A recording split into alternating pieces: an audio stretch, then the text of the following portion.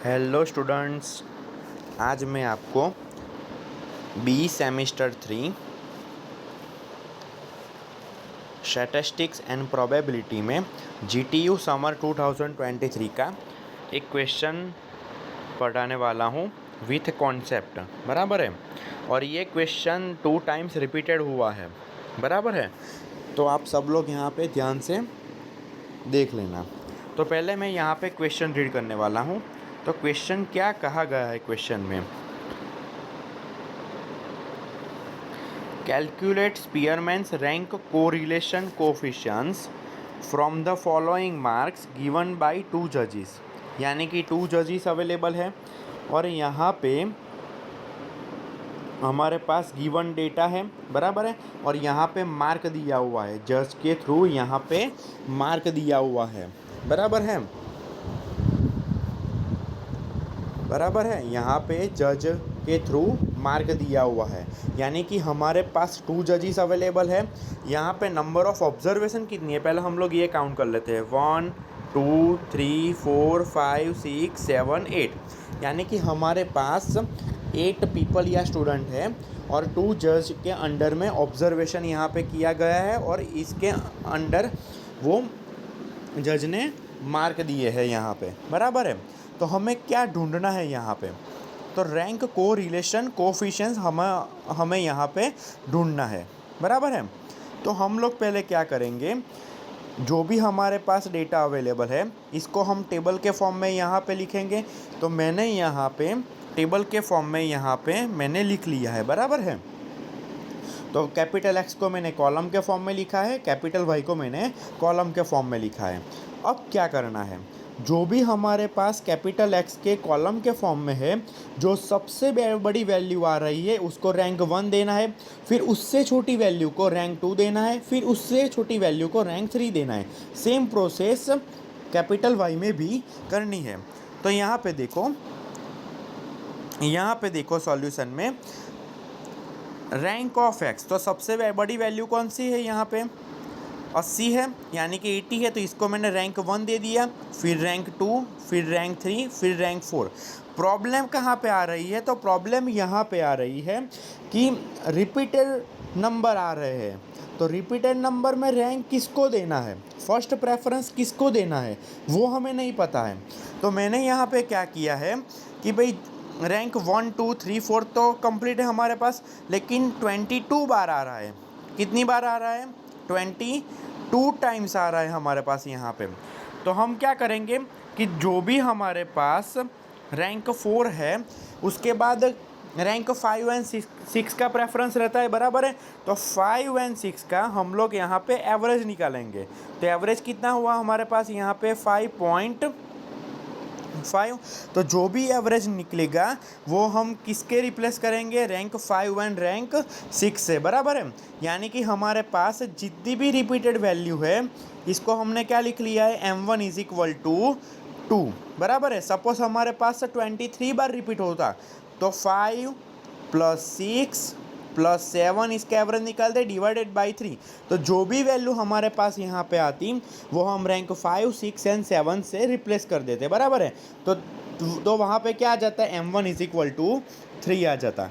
तो हमारे पास 20 यहाँ पे कितनी बार रिपीट हो रहा है, 2 टाइम्स रिपीट हो रहा है। तो रैंक 5 एंड रैंक 6 को किससे रिप्लेस करना है, उसकी मीन वैल्यू से, यानी कि एवरेज वैल्यू से। तो एवरेज वैल्यू क्या है, 5.5। बराबर है। देन आफ्टर 1 रैंक हो गया, 2 रैंक हो गया, 3 रैंक हो गया, 4 रैंक हो गया। देन आफ्टर 5 की जगह 5.5, 6 की जगह 5.5, फिर 7 एंड फिर 8 रैंक मैंने यहाँ पे दे दिया है। बराबर है। अब यहाँ पे देखो रैंक ऑफ वाई में, तो रैंक ऑफ वाई में क्या करना है हमारे पास यहाँ पे, तो रैंक ऑफ वाई में भी सेम प्रोसेस करनी है। रैंक ऑफ वाई में क्या करना है, रैंक ऑफ वाई में भी सेम प्रोसेस करनी है। सबसे जो बड़ी वैल्यू इसको रैंक 1 देना है, फिर इससे छोटी वैल्यू को रैंक 2 देना है, फिर इससे छोटी वैल्यू को रैंक 3 देना है। फिर यहाँ पे 30 वैल्यू 3 टाइम्स रिपीट हो रही है। बराबर है। 30 वैल्यू 3 टाइम्स रिपीट हो रही है। तो 1 2 3 रैंक हो गया। तो फिर हमें क्या करना है, 4 रैंक हो गया, 4 रैंक आएगा, 5 रैंक आएगा, 6 रैंक आएगा और इसके डिवाइडेड बाय 3।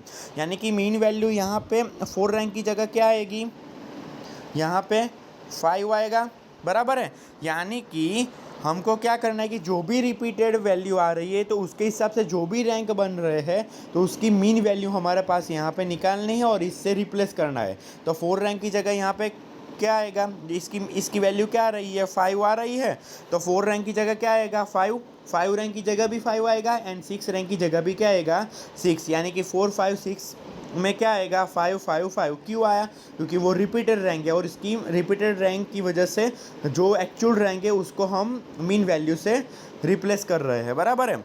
फिर इसके बाद 7 रैंक ये हो गया और 8 रैंक ये हो गया। तो हमारे पास यहाँ पे M2 क्या आएगा, रिपीट कितनी बार हो रहा है हमारे पास, यहाँ पे रिपीट 3 टाइम्स हो रहा है, तो M2 इज इक्वल टू 3, बराबर है। ये समझ में आ रहा है ना आप लोगों को।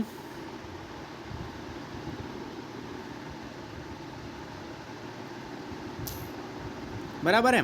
तो सेम प्रोसेस मैंने यहाँ पे लिखी हुई है, क्या है हम लोग यहाँ पे देख लेते हैं। पहले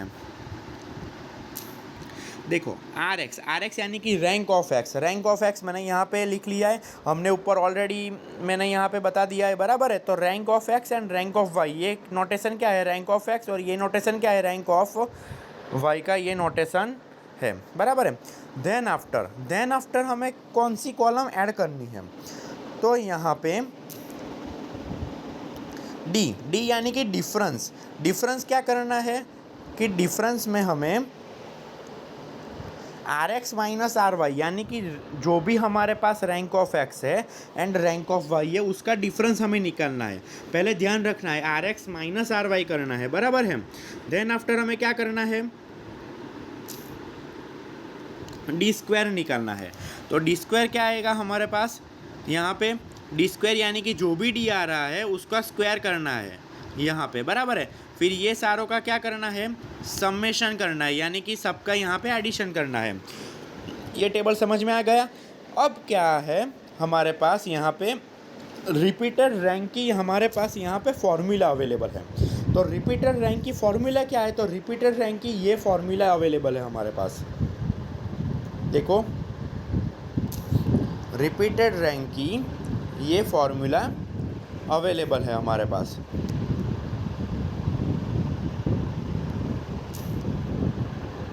रिपीटेड रैंक की ये फॉर्मूला अवेलेबल है।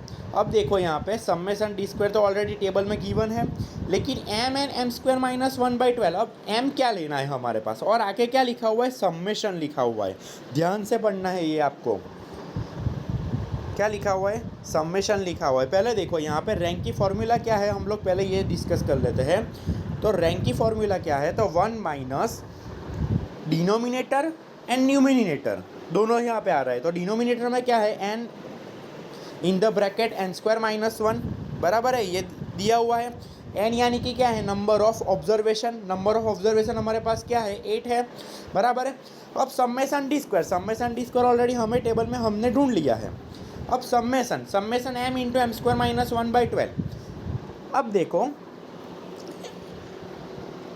रैंक ऑफ एक्स में एक्स कितनी बार रिपीट हो रहा था, 2 टाइम्स, तो हमारे पास एक बार 2 लेना है। वाई में कितनी बार रिपीट हो रहा था, 3 टाइम्स, तो एम इज इक्वल टू क्या लेना है, एक बार 3 लेना है। अगर कोई दूसरी चीज़ रिपीट हो रही है तो उसका हमें सिर्फ एडिशन करना है। एक बात ध्यान रखनी है यहाँ पे कि एक्स एंड वाई दोनों मिला के यहाँ पे लिखना है। अगर एक्स में सपोज कोई भी रिपीट वैल्यू आ रही है तो वो भी लिखनी है, वाई में सपोज कोई भी वैल्यू यहाँ पे रिपीट हो रही है तो वो भी लिखनी है। तो यहाँ पे देखो 81.5 यहाँ पे है डेटा, बराबर है समेशन डी स्क्वायर। और ये जो वैल्यू है वो क्या है हमारे पास, एक्स की वैल्यू है जो रिपीट हो रही है वो, और ये क्या है, वाई की वैल्यू है जो रिपीट हो रही है वो। और एन इज इक्वल टू क्या है, हमें सब पता है कि भाई n is equal to 8 number of observation. फिर यहाँ पे जो भी वैल्यू आ रही है वो हमें कैलकुलेट करनी है, बराबर है। यहाँ पे टाइपिंग मिस्टेक से क्या हो गया है, यहाँ पे माइनस लिखना रह गया है, बराबर है। तो मैंने यहाँ पे मेंशन ऑलरेडी किया हुआ है, बराबर है। ये क्या है वैल्यू, तो हमारे पास फाइनल वैल्यू रैंक क्या आ रहा है, 0 आ रहा है। Thank you.